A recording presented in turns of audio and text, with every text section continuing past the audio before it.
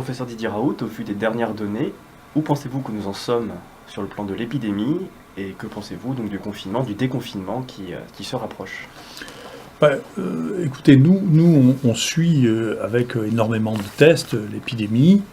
Et donc, vous voyez qu'on a eu un pic qui était à ce moment-là, et depuis, on a une décroissance continue. Et donc, cette courbe, c'est une courbe en cloche, ça s'appelle une courbe en cloche. C'est la courbe typique des épidémies. La plupart du temps, ça se passe comme ça.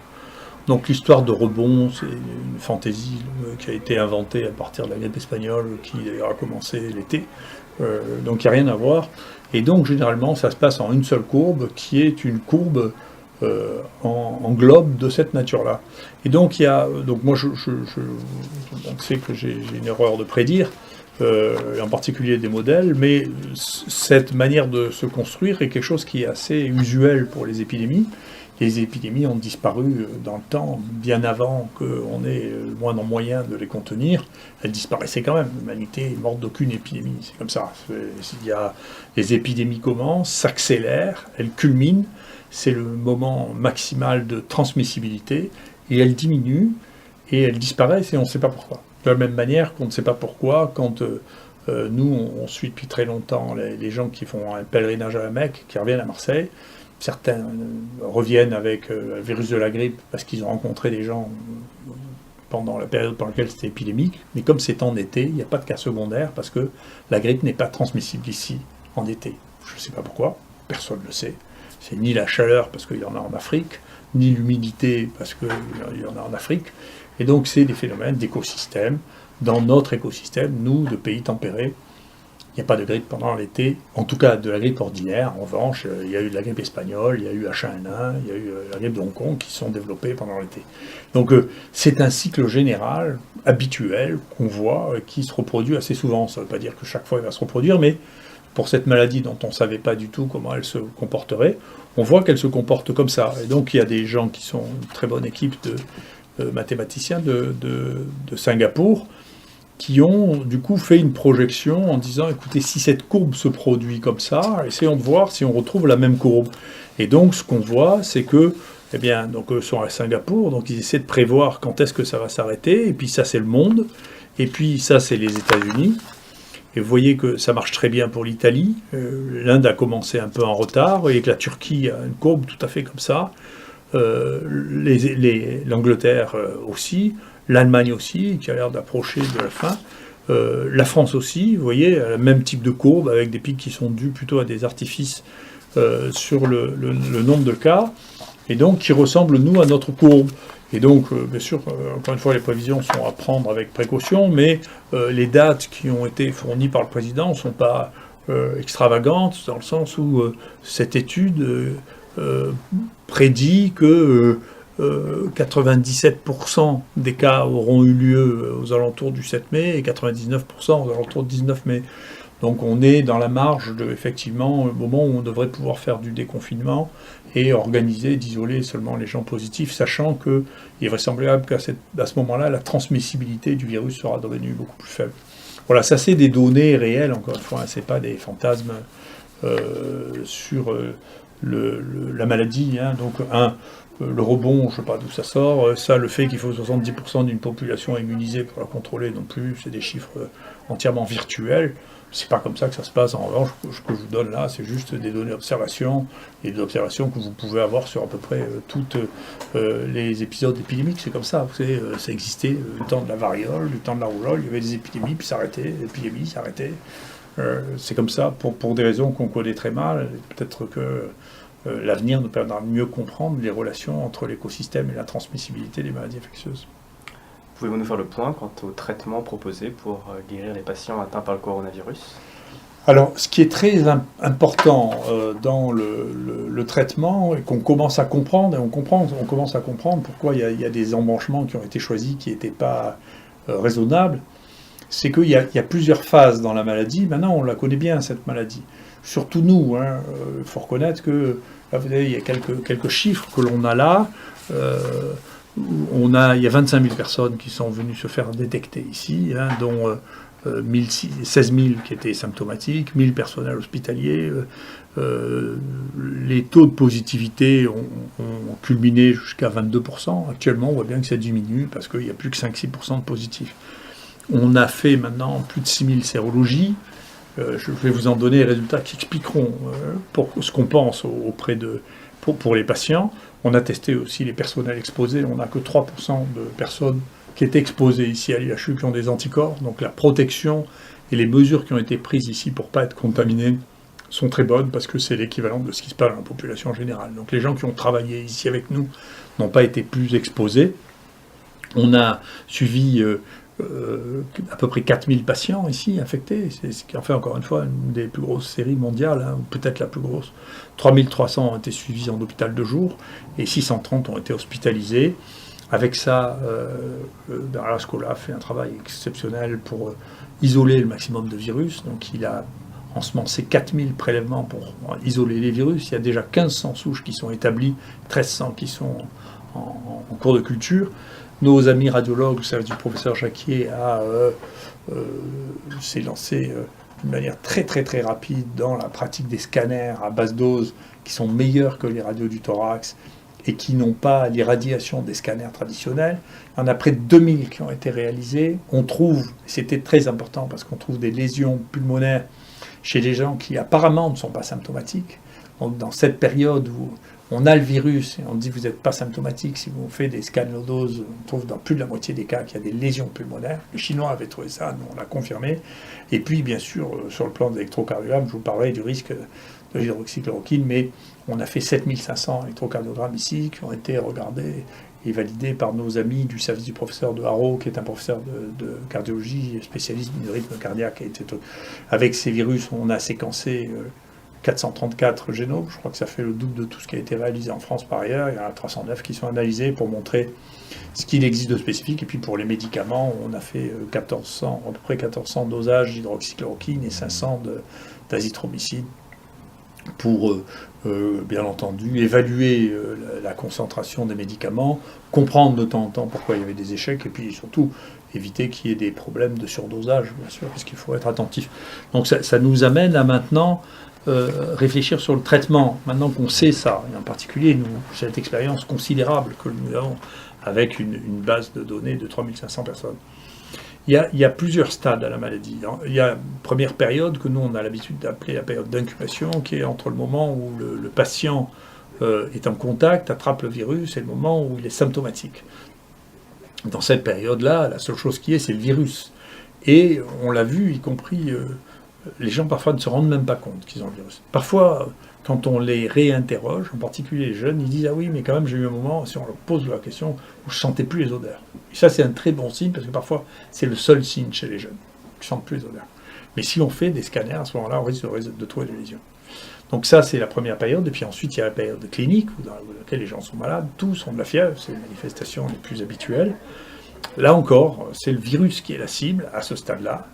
Mais il faut les traiter relativement tôt. On savait ça pour la grippe, par exemple. On sait que le Tamiflu, ça marche pendant le premier, deuxième jour de grippe, puis ensuite, ça ne marche plus. Donc, on sait ça. On sait que pour les infections virales, c'est au début qu'il faut traiter, parce que ensuite, la réponse que nous avons contre les virus peut être tellement forte que la question n'est plus le virus, mais la réponse. Et au fur et à mesure que les choses se dégradent, eh bien, il n'y a plus de corrélation entre le nombre de virus, ce que nous on appelle la charge virale, et la sévérité. Et au contraire, à la fin, il n'y a plus de virus. Dans les gens qui sont près de mourir ou qui sont en réanimation, il y a très peu ou plus de virus. Donc il y a une vraie évolution de la maladie, qui est d'abord une maladie virale, ensuite qui devient une maladie où il y a à la fois les virus et la réponse immunitaire, et ensuite c'est plus que la réponse immunitaire qui est un problème. Et puis ultérieurement, même quand ils sont guéris, on a l'impression qu'ils sont guéris, et là, il y a un autre risque encore, qui est celui de fibrose pulmonaire plus tardive, qui fait que les poumons ne marchent plus du tout, alors que on pensait les patients guéris. Et donc, à chaque phase correspond une phase thérapeutique.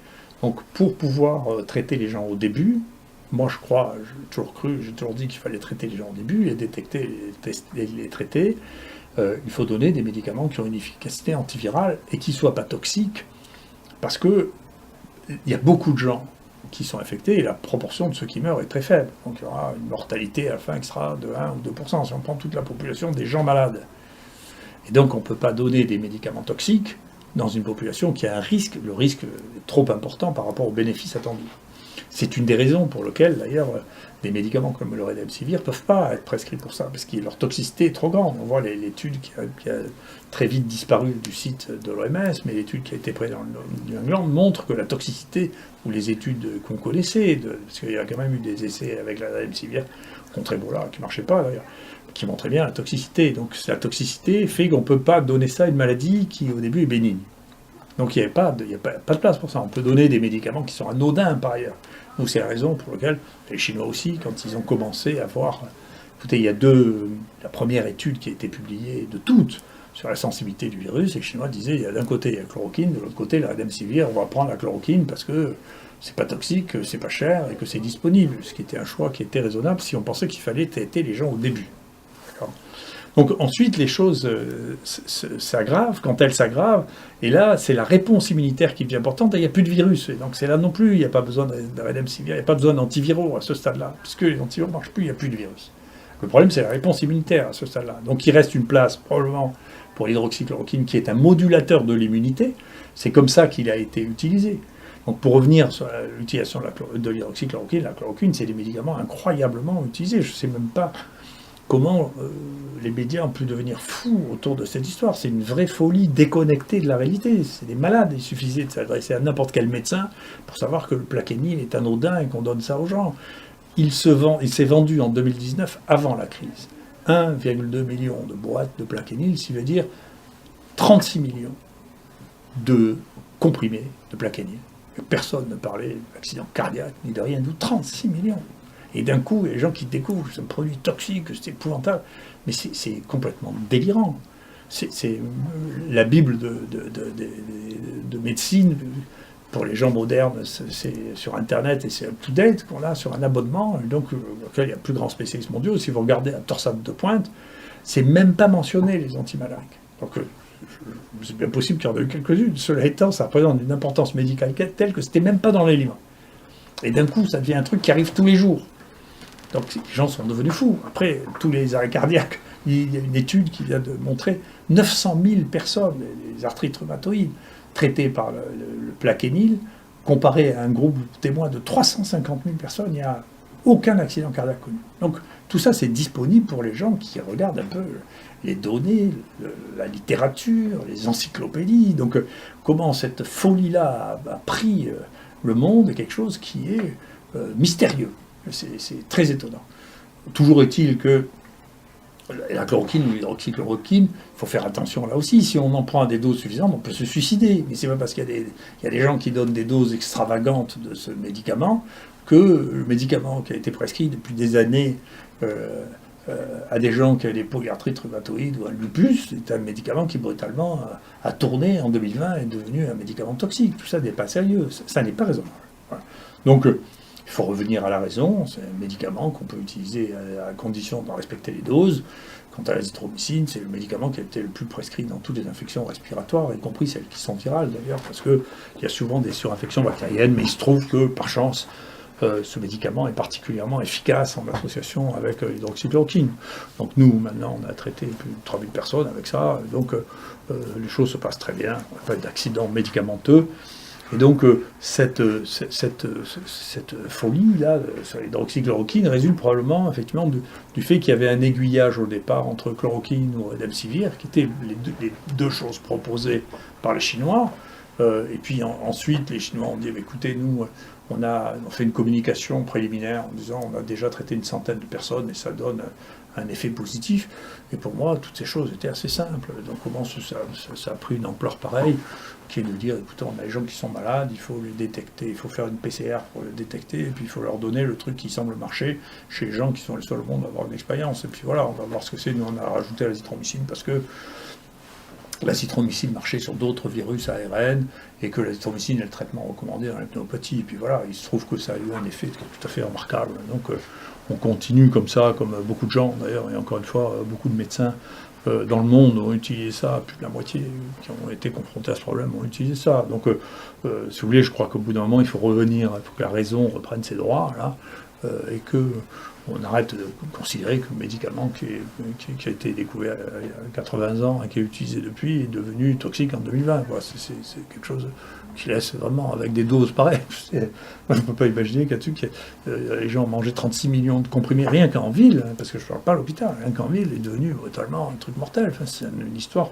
On ne sait pas comment c'est possible que des bruits comme ça se répandent. C'est quoi? Les gens ne lisent pas, ils ne demandent pas. Il suffit de demander à votre médecin généraliste est-ce que vous avez déjà prescrit le Plaquenil, mais tout le monde a déjà prescrit le Plaquenil.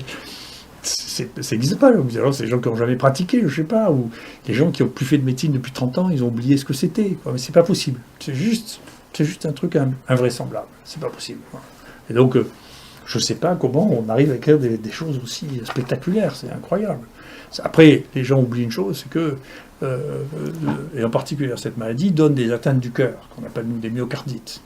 Et que donc, il y a des myocardites qui sont des myocardites mortels. Donc, bien sûr, que vous preniez un traitement ou vous ne preniez pas un traitement. Il y a des gens qui ont des myocardites qu'il faut surveiller parce qu'ils risquent de faire des troubles du rythme et puis en mourir. Puis d'autre part, on vit dans une époque où il faut avoir le maximum de sécurité.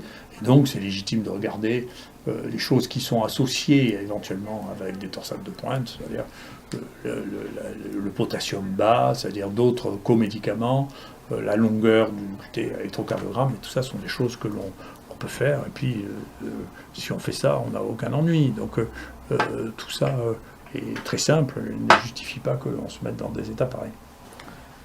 Quel est le rôle des médecins aujourd'hui dans la crise? Alors moi j'ai trouvé, si vous voulez, que d'abord les médecins réagissent très bien. Je pense que la plupart des médecins, d'ailleurs, moi je pense que je suis en phase avec la plupart des praticiens qui voient les malades et qui disent écoutez, il faut faire quelque chose. Il y a beaucoup de gens qui réagissent comme ça en disant écoutez, les pneumonies, de manière à l'habitude, on leur donne de l'azithromycine, on leur donne le macrolide parce que les pnéumopathies, on les traite comme ça. Donc l'idée que on peut laisser les gens jusqu'à ce qu'ils aient une insuffisance respiratoire sans rien leur donner, c'est une idée. La médecine n'a jamais fait ça de toute l'histoire de la médecine. On soigne les gens, on leur donne quelque chose. Au moins déjà pour les rassurer, pour dire qu'on s'occupe d'eux. On ne peut pas dire les gens sont malades, on les laisse dans un lit jusqu'à ce qu'ils n'arrivent plus à respirer, et là ils vont à l'hôpital. Enfin je sais pas, c'est contre toute la pratique médicale depuis Hippocrate, donc on ne peut pas faire ça. On ne peut pas valider ça, c'est pas possible. Et donc les médecins en partie qui le font, et moi j'ai été très frappé parce que on a une analyse par la CNAM de la prescription de l'azithromycine et de l'hydroxychloroquine. Il ne faut pas croire que c'est une histoire de bataille entre les Parisiens et les Marseillais, hein, parce que ceux qui en consomment le plus, c'est les Parisiens. Donc, c'est peut-être les médias parisiens qui sont comme ça, mais les médecins parisiens, les malades parisiens, ils ne sont pas plus fous que les autres. Hein. S'il y a des médicaments, ils veulent les médicaments. Hein. Donc c'est une histoire de médias, je ne sais pas quoi, parisienne, mais c'est pas du tout les Parisiens. Les Parisiens, c'est des humains normaux, quand ils sont malades, ils veulent qu'on les traite, et les médecins, c'est les médecins normaux, quand ils sont malades, ils veulent les traiter. Enfin, c'est les humains, enfin, c'est pas des extraterrestres, c'est pas bien quand même. Et enfin, je crois pas. Et enfin, il s'est passé une chose qui est tout à fait remarquable, absolument extraordinaire, c'est la qualité des soins en réanimation. Je ne sais pas comment c'est ailleurs, mais je sais à Marseille c'est comme ça. À Paris, mes amis me disent la même chose. Quand il y a ces formes de détresse respiratoire, en général, la mortalité est supérieure à 20-25%. Qu'on voit dans les séries américaines, c'est des mortalités absolument considérables, 25%. Et ici, les collègues, les amis avec qui on travaille nous disent non, on a une mortalité beaucoup plus basse, 9-10%. J'ai téléphoné à un collègue à Paris qui m'a dit on voit la même chose, 9-10%. Mais parce qu'ils ont un réseau de tous les réanimateurs entre eux, où ils s'échangent les informations qu'ils ont au fur et à mesure, qui ne sont pas encore publiées, en particulier sur la coagulation, c'est-à-dire qu'il y a de gros troubles de la coagulation, ils ont changé leur thérapeutique, ils ont adapté à cette maladie en donnant des anticoagulants le plus tôt possible, pour éviter les embolies pulmonaires, qui sont une des causes de mort brutale. Ils ont aussi utilisé, hors protocole, des médicaments qui permettent de contrôler la réponse immunitaire. Alors maintenant, les protocoles vont être passés. Enfin, là aussi, il y a des utilisations, il faut sauver les gens. Donc, cette réponse immunitaire qui est devenue folle, il faut la contrôler. Il y a des médicaments pour ça. Donc, pour aider au contrôle de cette folie immunitaire, il faut utiliser ces médicaments. même s'il n'y a pas d'effet de truc randomisé, parce qu'il est question de sauver la vie des gens dans une situation qui est compassionnelle. C'est ce qu'on appelle de la thérapeutique compassionnelle. Donc il faut se servir de ces outils-là sur les thérapeutiques compassionnelles, c'est-à-dire que quand on a des situations aussi graves, il faut utiliser tout ce que l'on peut utiliser pour sauver les gens. Donc tout ça, cette approche-là, et la qualité de la réanimation française, qui a eu une réaction incroyable, parce que les réanimations ont été débordées, il y a eu des réanimations qui ont été installées dans des conditions qui sont quasiment des conditions de guerre. Le résultat de ça est tout à fait exceptionnel. On aurait pu avoir, honnêtement, 30% de morts en plus s'il n'y avait pas eu la qualité de cette réanimation et la qualité de la prise en charge. Et donc ça, je pense que c'est très bien. Et que beaucoup de gens ont été sauvés parce que la qualité de la réanimation, quand on était à ce stade-là, a été extraordinaire, qui n'était plus un stade virologique. Voilà. Et puis enfin, la dernière phase, après la réanimation, qu'est-ce qu'on va faire de ça? Il y a des vraies questions à organiser et à réfléchir pour savoir comment détecter avec nos collègues spécialistes, cette fois-là, de pneumologie. C'est plus nous qui allons les gens qui s'occupent des infections qui vont s'occuper de ça. Comment on détecte les fibroses pulmonaires qui vont arriver plutôt dans les gens qui ont eu cette rage épouvantable, inflammatoire dans les réanimations, peut-être dans d'autres, qu'il faudra probablement surveiller, qui posent une véritable question à l'avenir.